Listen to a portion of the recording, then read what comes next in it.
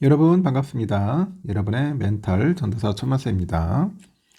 오늘은 국장이 거의 뭐 초토화 수준이네요. 보니까 코스피, 코스닥, 선물도 많이 빠집니다. 근데 아이러니하게 오늘은 그 외국인이 파는 게 아니라 개미들이 팔고 나갑니다. 개미들이 우리 개인들이 엄청나게 팔고 도망가고 있다는 겁니다. 이제 뭐 개인들이 거의 포기한 것 같아요. 국장은. 차라리 미국으로 가자 아니면은 잠시 빠지자 뭐 그런 생각을 갖고 있는 것 같습니다. 현재 중국 상해 지수는 0.2% 오르고 있고 심천은 거의 약보합이네요. 홍콩 항생 0.1% 빠지고 홍콩 H 약보합, 일본 니케이는 0.27% 오르고 있습니다. 대만도 0.1% 소폭 오르고 있고요. 환율은 1435.6원, 달러 인덱스 106.05를 가리키고 있다. 이렇게 보시면 되겠습니다. 환율이 좀 많이 오르는 것 같아요. 당국 개입에도 1440원을 넘보는 환율, 단기 고점 1450원으로 보고 있다. 그런 이야기가 있는데 원달러 환율이 오전에 장중 1438원까지 올랐는데 윤 대통령의 탄핵 정국이 장기화될 것이다. 그런 전망에 원화 매도가 거세게 이뤄지고 있습니다. 원화 매도, 그럼 뭐 사야? 그건 결국은 달러 사겠다는 거죠. 외환 당국의 개입도 크게 힘을 발휘하지 못하는 거죠. 외국환 중계에 따르니까 환율은 오후 12시 5분 기준 1419.2원보다 높은 1436.85원이네요. 환율은 여기 환율을 반영해서 전 거래일 종가보다 6.8원 올라서 1426원에 개장을 했죠. 오늘 새벽 2시에 마감가 기준으로 3원 올랐습니다. 개장 직후 환율은 상승폭을 확대하면서 9시 6분께 1430원을 터치했고 그 후로 1430원 선에서 공방을 벌이다가 오전 10시 40분 정도에 다시 1430원 위로 올라서면서 거침없이 이제 상승을 하는 것 같아요. 11시 41분께 보니까 1438.3원으로 올랐다. 이렇게 보시면 되죠. 이는 장중 고점 기준으로 지난 2022년 10월 25일 이후로 약 2년 1개월 만에 최고치를 보여주고 있습니다. 지난 7일에 그 국회는 윤 대통령 탄핵 소추안을 투표에 이제 붙였는데 이 탄핵 반대를 당론으로 정한 여당이 본회의장에서 집단 퇴장을 해요. 투표가 이제 불성립이 됐고 더불어민주당은 윤 대통령에 대한 탄핵 소추안을 재차 발의해서 오는 그 14일 그 표결에 이제 붙이겠다는 거네요. 14일에 다시 또 하겠다. 부결 시 매주 토요일 제출하겠답니다. 아이고 참 웃깁니다. 코미디네요. 또 이것도 매주 하겠다. 될 때까지. 지난 3일 비상계엄으로 시작된 전국 불안이 장기화 국면으로 접어들다 보니 위험 자산인 원화를 회피하는 움직임이 거세고 일단은 국내 이슈로 인해서 여기에서는 달러 매수, 역내에서는 원화 매도가 지속적으로 이루어지고 있다고 보는 겁니다.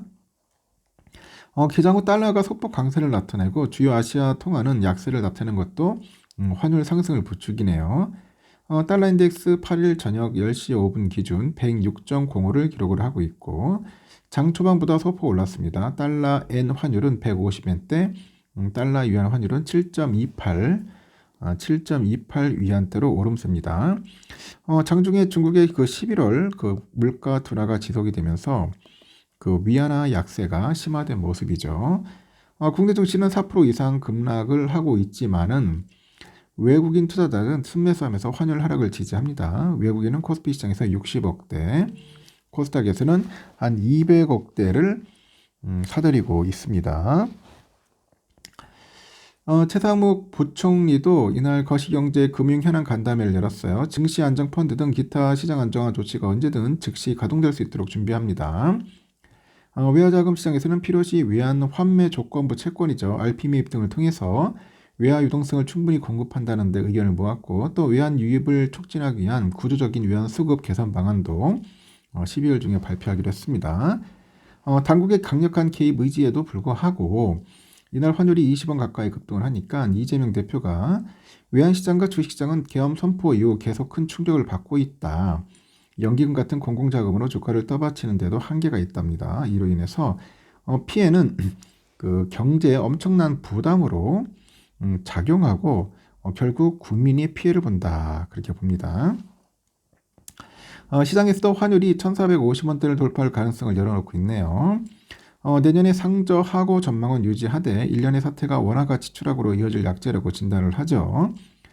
단기적으로는 환율 상단을 1,450원으로 상향 조정을 했다고 합니다. 이번 달 비상기업 사태 이후 원화가치 급락과 주요 국가의 금리, 통화가치 변화를 고려해도 짧게 보면 원화의 그 고유 리스크가 확대가 됐습니다. 금융당국의 개입 의지가 충분하다는 것을 감안할 때 환율 상단은 1,450원 정도에 머물지 않겠냐 그렇게 보는 것 같습니다. 참 힘든 또 한 주가 되겠습니다. 하여튼 윤통의 부결로 탄핵 정국이 이제 장기화 조짐을 보이고 있으니까 개미들은 투매, 기관들은 폭풍 매수 그럽니다. 지난해 사흘 내내 순매도였던 외국인들도 소폭 순매수인데 이제 관망 흐름을 좀 이어가지 않을까 그렇게 이제 보는 것 같아요. 증권가에서 증시가 반등하려면 외국인이 나서야 한다는 거죠. 외국인들은 지난주 비상계엄령 선포 사태가 벌어진 이후 사흘 내내 한국 주식을 팔았어요. 한 1조 한 110억 정도 순매도를 했죠. 결국은 증시가 반등하려면 외국인이 나서야 한다. 근데 과연 나설까요? 외국인들이 이런 불안한 상황을. 금융당국의 시장 안정화 조치로 지수 낙폭은 제한됐는데 이 외국인이 순매도 기조를 이어가면은 시장 흔들림은 이어질 수밖에 없는 겁니다. 다만 외국인들은 관망세를 보이고 있고 순매수로 전환하긴 했는데 소폭 움직일 뿐이에요. 소폭 움직일 뿐이다. 외국인에게는 경제 펀더멘탈 훼손 여부가 가장 큰 관심사일 건데 아직 글로벌 신용평가세 움직임은 없다. 빠르게 달라지는 시장 분위기를 포착하려면 이 CDS 프리미엄하고 외평채 가산 금리를 주목을 해야 한다. 그런 얘기가 됩니다. CDS 프리미엄, 외평채 가산 금리 뭐 그런 이야기도 있다는 겁니다. 하여튼 좀 그래요. 좀 위험스럽기도 하고 조금 찝찝하기도 합니다. 찝찝하기도 하고 하여튼 기관 애들이 지금 현재 바닥을 지켜주고 있는 것 같고 현재 우리의 삼성은 53,700원 현재 가리키고 있고 하이닉스는 좀 많이 빠졌기 때문에 다시 또 오릅니다. 한 1% 정도 16만 9천 원 정도 왔다리 갔다리 하면서 올라가고 있고요. 우선주는 한 1% 좀 더 빠지죠. 1.4% 빠져서 9만이라니 44,850원을 현재 가리키고 있다. 그렇게 보시면 되겠습니다. 요즘 가장 핫한 고려연이 좀 많이 빠지네요. 한 17% 정도 현재 폭락을 하고 있습니다. 하고 있고 그동안 많이 올랐던 금융주들이 좀 빠지고 있네요. 금융주들도 많이 올랐죠. 거의 배 올랐기 때문에 한번 조정을 받지 않을까 생각이 듭니다. 하여튼 여러분 무리하게 투자 절대 하시면 안 됩니다. 여기까지 하겠습니다.